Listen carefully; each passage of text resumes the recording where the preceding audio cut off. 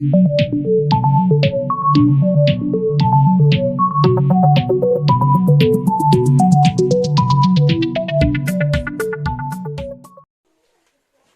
Guys, आपका met determinant का second lecture में आप सभी का स्वागत है। चलिए हम लोग आज का लेक्चर शुरू करते हैं। प्रॉपर्टीज देखेंगे। लास्ट क्लास हम लोगों ने देखा था 4.1 का एक्सरसाइज और बेसिक डिटरमिनेंट का। तो अभी हम लोग डिटरमिनेंट का प्रॉपर्टीज देखेंगे। Properties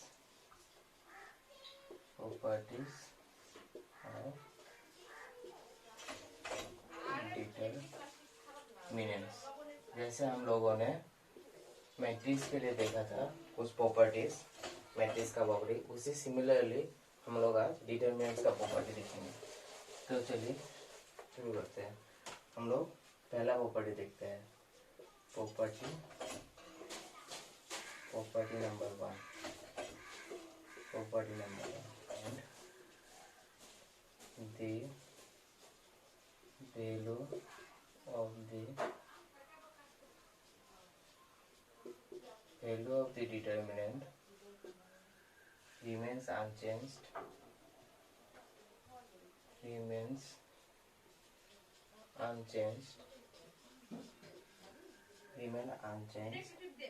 if the rows and columns are changed। तो पहला property one, values of the determinant remain unchanged if the rows and columns are unchanged. यहाँ पर बोला गया है अगर कोई भी डिटरमिनेंट का रो या कॉलम चेंज हो जाए लेकिन उसका जो एग्जैक्ट वैल्यू आएगा एक्सपांड करने के बाद वो सेम ही आएगा, ना तो कम आएगा ना तो ज्यादा आएगा ना तो नेगेटिव जो नेगेटिव आना था नेगेटिव पे आएगा, जो पॉजिटिव आना था जो पॉजिटिव आना था आंसर पॉजिटिव आएगा, जो नेगेटिव आना था जो आंसर नेगेटिव पे आएगा। तो अभी हम लोग एक जनरल देखते हैं। जनरल में अगर एक डिटरमिनेंट है ये 3/3 का, ये 3/3 का ये डिटरमिनेंट है, ठीक है। तो अगर मैं इस रो, कोई भी रो या कॉलम में, शायद मैं पकड़ लूँ रो, मैं रो अगर इस रो को मैं इसके साथ इंटरचेंज कर दूं, इस रो को मैं अगर इसके साथ इंटरचेंज कर दूं तो जो इसका रिजल्ट आएगा वही सेम रहेगा। अगर मैं फर्स्ट रो जो सपोज, और मैं ए और को लिखता हूँ ए डैश, अगर मैंने ये चेंज कर दी, इंटरचेंज कर दिया A32 A33,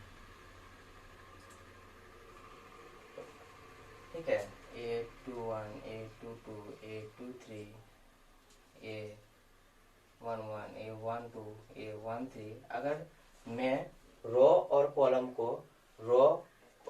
को अगर इंटरचेंज कर दूं, मैंने जैसे कि इसको इंटरचेंज कर दिया, लेकिन जब हम लोग एक्सपांड करेंगे, जब मैं अगर इसको भी एक्सपांड करूं, इसका जो रिजल्ट आएगा, एक रिजल्ट आएगा इसका, ठीक है। मैं ए डैश को भी अगर एक्सपांड करूं, इसका भी एक रिजल्ट आएगा, इसका और इसका दो का रिजल्ट जो आएगा वो सिमिलर होगा, क्योंकि मैंने प्रॉपर्टी वन में बोला था कोई भी मैं रो अगर कॉलम को इंटरचेंज कर दूं उससे कोई फर्क नहीं पड़ेगा रिजल्ट में, ठीक है। यही पेपर प्रॉपर्टी वन बोलता था। अभी हम लोग प्रॉपर्टी टू में चलते हैं। प्रॉपर्टी टू क्या बोलता है? प्रॉपर्टी टू बोलता है if any two rows or column of a determinant are interchanged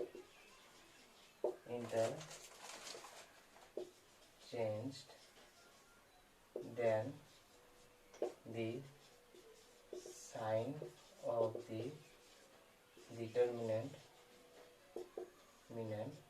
also changes।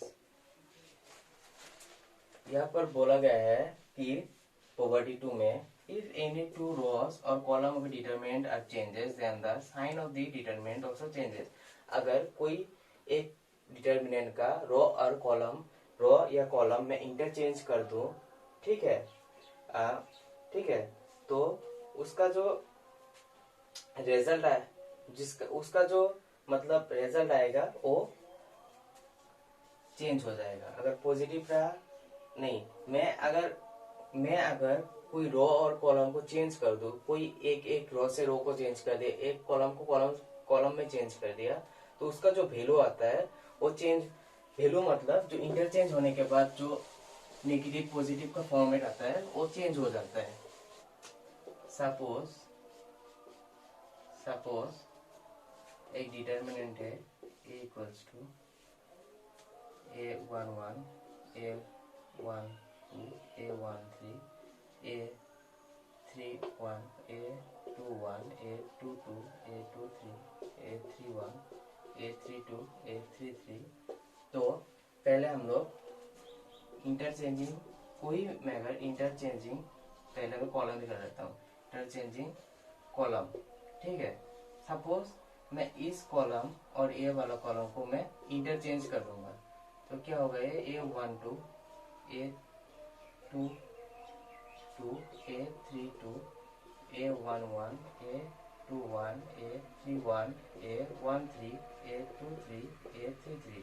अगर मैं इस कॉलम को इंटरचेंज कर दिया, इंटरचेंज करने से फर्स्ट इंटरचेंज एक नेगेटिव आएगा, ठीक है, पहले इंटरचेंज में एक नेगेटिव आता है। फिर से अगर मैं कोई भी नंबर को इससे और इसको मैं इंटरचेंज कर दिया, तो फिर से एक नेगेटिव आएगा, नेगेटिव मल्टीप्लाइड बाय नेगेटिव, तो ये ओवरऑल पॉजिटिव आ जाएगा, ठीक है। मैं अगर कोई भी उसी तरह मैं अगर रो से रो को चेंज कर दो, एक बार रो को चेंज करना पड़ा, शायद रो को एक से एक को चेंज कर दिया, तो हमारा पहले एक नेगेटिव आएगा।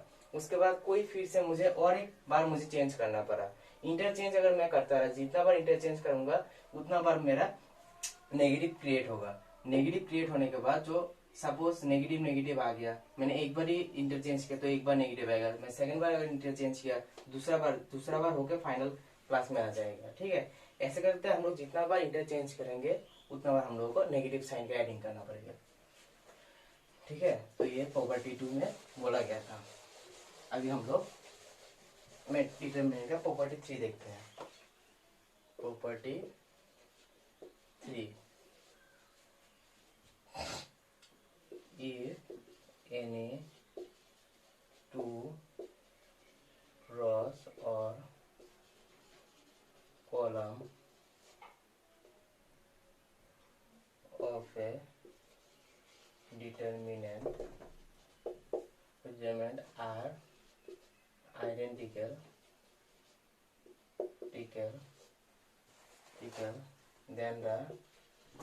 then the overall determinant goes to 0। यहाँ पर प्रॉपर्टी में क्या बोला है, इफ एनी टू रोज और कॉलम आर आइडेंटिकल मतलब अगर कोई भी रो या कॉलम आइडेंटिकल हुआ, तो दो रो या दो कॉलम अगर आइडेंटिकल मतलब सेम हुआ, तो उसका जो पूरा होल का डिटरमिनेंट आ जाएगा हम लोग आंसर में, वो 0 होगा। सपोज हम लोग एक एग्जांपल देखते हैं। एग्जांपल में मैं क्या बोलता हूँ, सपोज ये एक डिटरमिनेंट है, डिटरमिनेंट इक्वल्स टू 1 2 3, ठीक है, 4 1 2 3 1 2 1 2 4 5। यहाँ पर क्या है, उस प्रॉपर्टी ये रो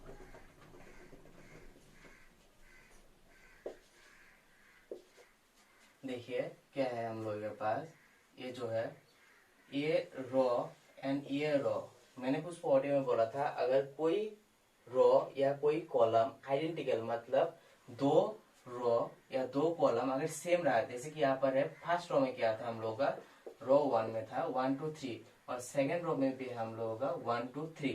तो दो रो, ये 2 रोज आर आइडेंटिकल, इसमें दो रो आइडेंटिकल है, तो आंसर हम लोग क्या आएगा, ये ओवरऑल 0 हो जाएगा, प्रॉपर्टी है 0।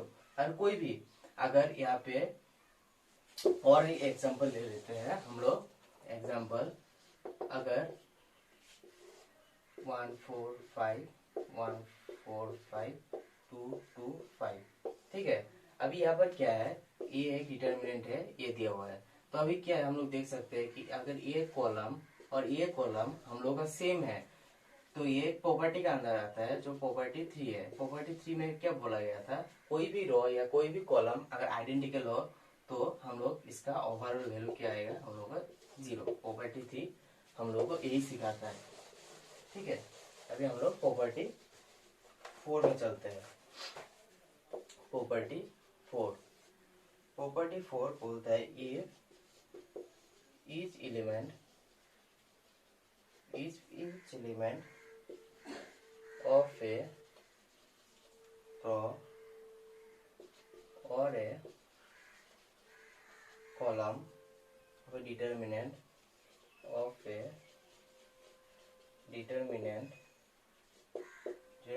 is multiplied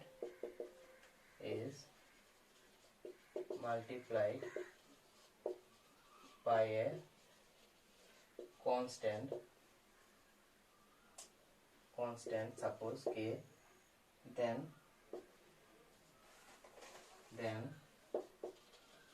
the value gets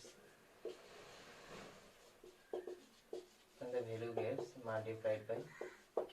property 4 बोला गया है, इफ ईच एलिमेंट, कोई भी एलिमेंट हो, रो में हो या कॉलम में हो, डिटरमिनेंट का कोई भी, जैसे हम लोग मैट्रिक्स में क्या था, इज मल्टीप्लाइड बाय कांस्टेंट, कोई भी एक कांस्टेंट, सपोज मैंने k पकड़ लिया, then the value get multiplied by k, वही इटसेल्फ वैल्यू सब मतलब एक डिटरमिनेंट से मल्टीप्लाई हो जाता है। ये हम लोग अभी एक एग्जांपल पे दौर से देखेंगे तो हम लोग को और समझ में आएगा। अभी हम लोग उस प्रॉपर्टी में क्या था, ये अगर मैट्रिक्स में क्या था, मैट्रिक्स अगर हम लोग मैट्रिक्स का बात करें तो 3 ऑफ ए निकालने बोला, तो हम लोग क्या था, A B C D E F G H I. तो मैट्रिक्स में हम लोग क्या था, अगर कोई भी कांस्टेंट हुआ तो वो सब से मल्टीप्लाई हो जाता है। मल्टीप्लाई होकर क्या हो जाए, 3a 3b 3c 3d 3e 3f 3g 3h 3i ऐसा हो जाता था।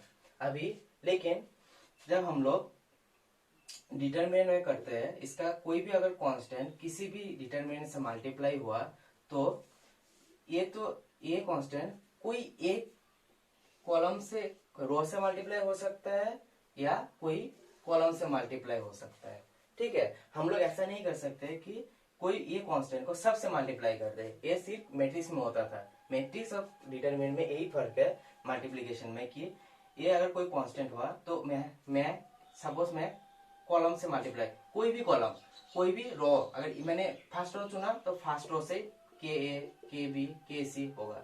अगर मैंने सेकंड रो चुना तो के डी के ई के एफ, ऐसे करके हम लोग मल्टीप्लाई कर सकते हैं। कोई भी रो, अगर मैंने रो चुना तो कॉलम चुना तो के ए के डी, फर्स्ट कॉलम चुना तो मतलब एक ही रो से मल्टीप्लाई और एक ही कॉलम से ही मल्टीप्लाई हो सकता है। तो हम लोग क्वेश्चन के फॉर्मेट में इसको देखते हैं, एग्जाम्पल के और एग्जाम्पल के से समझते हैं। ये एक हम लोगों का मैट्रिक्स है, पकड़ लीजिए 1 2 3 1 1 1 1 4 5, ये एक मैट्रिक्स है। हम लोग को बोला फाइंड 3 ऑफ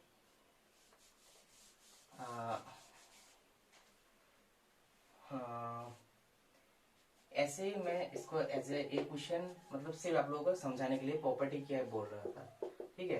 तो 3 ऑफ ए मतलब 1 2 3 1 1 1 1 4 5, ठीक है। अभी मैं सोचा कि इस 3 से मुझे फर्स्ट से मल्टीप्लाई करके मेरा आंसर मिल रहा है, तो हम लोग क्या करेंगे, कोई भी ये कांस्टेंट को हम लोग कोई भी रो या कॉलम से ही मल्टीप्लाई कर सकते हैं। एक ही रो हो सकता है, एक ही कॉलम हो सकता है आंसर के लिए। सपोज मैंने इसको मैंने रो से मल्टीप्लाई एक ही रो से कर सकते हैं, सब में नहीं। को मैं सपोज फर्स्ट रो चूज कर लेता हूँ। फर्स्ट रो चूज करने से क्या होगा, 3 2 3 6, 3 2 3 9। अभी ये सब सेम रह जाएगा, ठीक है। उसी तरह मैं 3 से इसमें मल्टीप्लाई कर सकता हूँ। उसी तरह मैं कॉलम से भी मल्टीप्लाई कर सकता हूँ। एक ही कॉलम पकड़ के करना पड़ेगा हम लोग। सपोज मैं कॉलम से किया तो कॉलम से क्या आएगा मेरा आंसर। सपोज मैं फर्स्ट कॉलम से किया तो 3 3 3 और ये बाकी सब सेम 4 5 ये सेम रहेगा। ये कॉन्सेप्ट प्रॉपर्टी में था, ठीक है। हम लोग अभी नेक्स्ट प्रॉपर्टी देखते हैं, प्रॉपर्टी नंबर 5।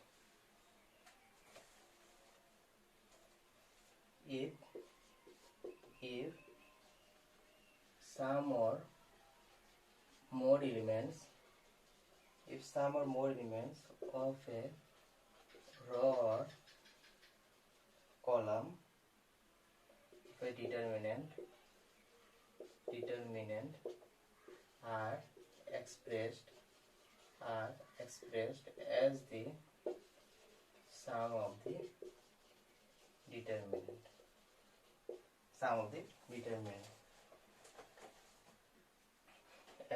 इसमें क्या, इफ सम और मोर एलिमेंट्स ऑफ रो और कॉलम, कोई भी सपोज एडिशन में वो हो सकता है, मल्टीप्लिकेशन में भी हो सकता है, express as sum of the determinant, ठीक है। अभी हम लोग इसको as a general category, general format में देखते हैं तो हम आप लोगों को और समझ में आ जाएगा। जनरल में सपोज ये एक मैट्रिक्स है, A matrix A plus alpha 1, A plus alpha 2, B plus alpha 2,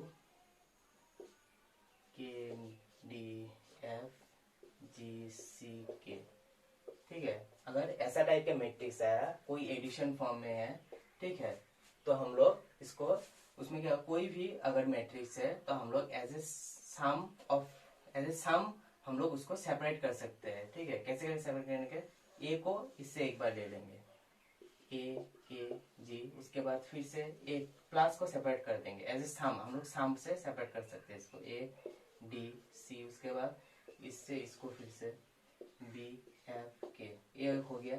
इसमें प्लस था, प्लस से सेपरेट कर दिया। सेपरेट करने के बाद फिर से इससे इसको लेंगे हम लोग, अल्फा 1 के जी, उसके बाद alpha 2 D C, same alpha 2 F K. ये हम लोग का सेपरेशन था, तो ये इस प्रॉपर्टी में बोला गया था। हम लोग किसी भी फॉर्म को सेपरेट भी कर सकते हैं, ठीक है। एज ए कॉन्सेप्ट, हम लोग एक कॉन्सेप्ट होना पड़ेगा ये सब करने के लिए कि अगर ये एक मैट्रिक्स रहा A B C D E F G H I, ठीक है, एक मैट्रिक्स है।